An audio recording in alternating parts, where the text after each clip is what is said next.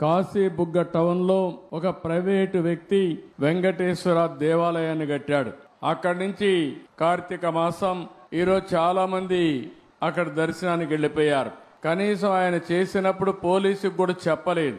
చెప్పుంటే police protection పెట్టి ఎక్కడికక్కడ కంట్రోల్ చేసేవారం. 9 మంది తొక్కిడికి గురయ్యి చనిపోయే పరిస్థితికి వచ్చారు. 5 మందికి ఇంజరీస్ కూడా అయినాయి. ఇది చాలా బాధాకరం. నేను ప్రతి ఒక్క ప్రాణాన్ని కాపాడుకోవాలని అనేక ప్రయత్నాలు చేస్తూ ఉంటే కొంతమంది ప్రైవేటు వ్యక్తులు ఇలాంటి కార్యక్రమాలు చేయడం చాలా బాధాకరం. దీన్ని నేను చాలా తీవ్రంగా ఖండిస్తున్నా. రాష్ట్రంలో అందరికి కూడా విజ్ఞప్తి చేస్తున్నా, మన ప్రాణం చాలా ముఖ్యం. ప్రాణాలు కాపాడుకోవాలంటే మనం కూడా ఒక బాధ్యతగా ఉంటే తప్ప ఓసారి వెళ్ళిపోవడం, ఎక్కువ మనుషులందరూ సమీకరణ కావడం, అక్కడ స్టాంపేడ్ జరగడం, ఇలాంటి దుర్ఘటనలు జరిగేదానికి దోహదం చేసే పరిస్థితి వస్తూ ఉంది. ఏదేమైనా మనం గుర్తుపెట్టుకోవాల్సింది, అమాయకులు చనిపోయారు. నేను చాలా బాధపడుతున్నా.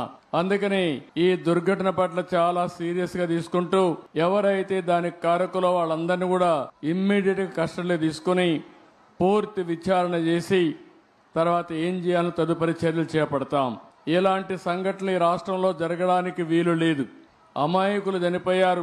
ఆ 9 మంది ప్రాణాలు కోల్పోయిందని నేను చాలా బాధపడుతున్నా.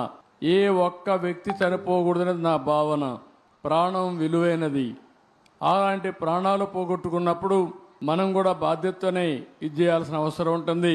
అలాంటి కుటుంబాలకు నా ప్రగాఢ సానుభూతి తెలియజేసుకుంటూ చనిపోయిన వాళ్ళందరికీ నివాళులు అర్పిస్తూ వాళ్ళ ఆత్మకు శాంతి కలగాలని, అది కూడా దేవుని సన్నిధిలో చనిపోయారు, దేవుని కోసరం పోయారు. కానీ ఈ రోజు వాళ్ళంతా కూడా ప్రాణాలు వదిలిపెట్టే పరిస్థితి వచ్చారు. చాలా బాధేస్తుంది. ఏదేమైనా మనం అందరం నిమిత్త మాత్రం జరగకూడదని ఎన్ని ప్రయత్నాలు చేసినా కొన్ని సంఘటనలు జరుగుతున్నాయి.